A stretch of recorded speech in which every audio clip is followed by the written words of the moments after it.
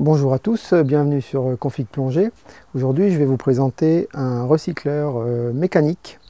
Donc c'est le MCCR de la marque Kiss et c'est le modèle Sidewinder. Donc ce modèle est adapté à la plongée en configuration side mount. Donc il s'installe sur le gilet X-Deep ou d'autres gilets du même type pour faire du side mount. Donc avec deux blocs side mount qui permettent d'emmener et le gaz bail-out et en même temps ça va servir de diluant pour le recycleur. Ce recycleur a aussi besoin d'oxygène, donc il est pourvu d'une bouteille 2 litres d'oxygène pur qui va se situer donc au niveau des fesses.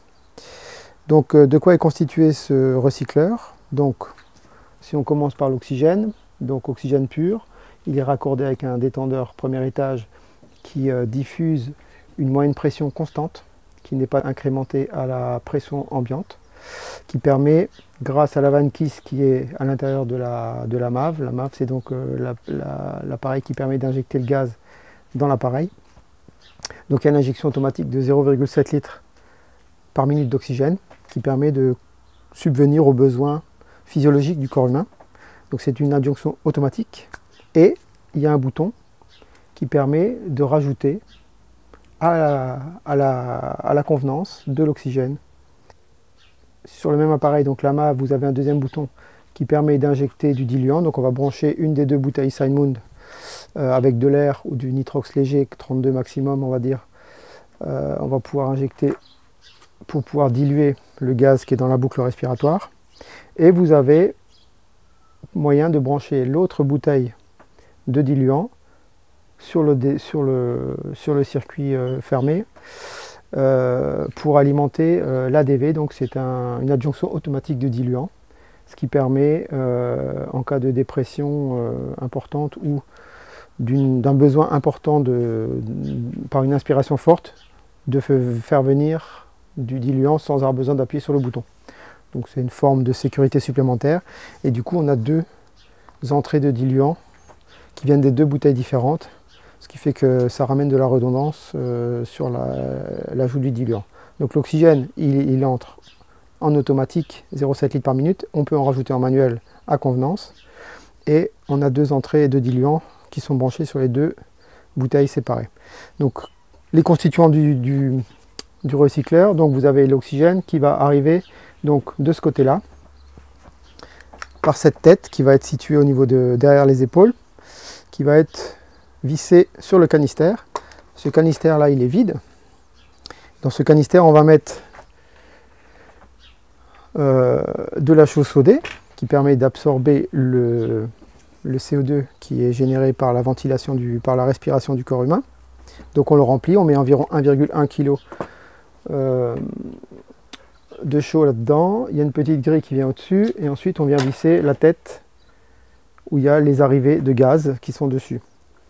Donc, et ça se ferme, voilà, l'embout buccal, quand je souffle, ça part vers là, ça passe dans le tuyau, ça passe d'abord ici, c'est mélangé avec les gaz qui arrivent, c'est filtré, ensuite ça passe dans le poumon, qui est situé sur le dos, ça ressort de l'autre côté, ça retraverse de nouveau environ 1,1 kg d'absorbant, et ça passe ici dans la tête où il y a l'électronique, à savoir il y a 3 cellules oxygène qui permettent de mesurer le taux d'oxygène du mélange. Alors l'avantage c'est que le gaz il arrive là, il passe dans les filtres, il passe dans le poumon, il passe dans le deuxième filtre et seulement après il est analysé, ce qui fait que le mélange, quand il est analysé, il est bien mélangé.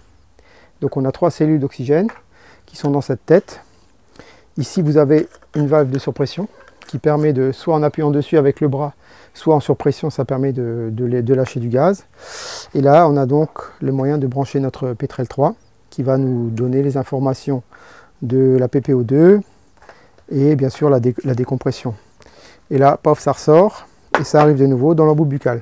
L'embout buccal, bien évidemment, de chaque côté, il y a des soupapes qui permettent de diriger le gaz toujours du même côté. Donc c'est quelque chose qui est assez simple, qui est extrêmement compact. Donc vous avez les deux blocs sur les côtés et vous avez ces petits canisters qui viennent se poser juste au-dessus. Et ce qui fait qu'on a un équipement qui permet d'être extrêmement compact en termes d'emprise. Ça permet de rentrer dans des endroits un petit peu exigus, incursion dans les épaves, rentrer dans des dans des incursions souterraines avec des étroitures assez importantes. Voilà pour le matériel.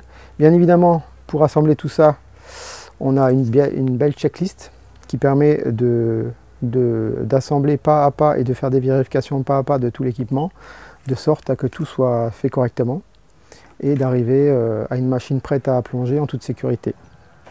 Voilà pour ce premier épisode. Donc j'espère que cette première présentation vous a plu.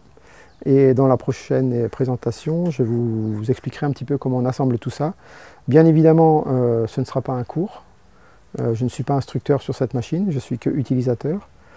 Mais ça permettra d'avoir une petite idée de comment ça s'assemble et quelles sont un peu les contraintes liées à la préparation, le temps que ça met à peu près, et avoir une petite idée de comment que ça fonctionne. Voilà, merci à vous.